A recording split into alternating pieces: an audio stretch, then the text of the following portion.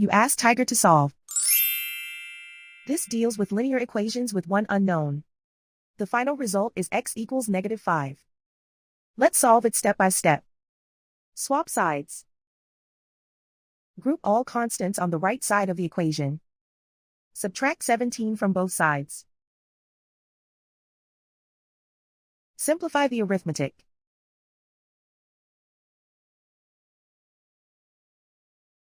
Isolate the x. Divide both sides by 3.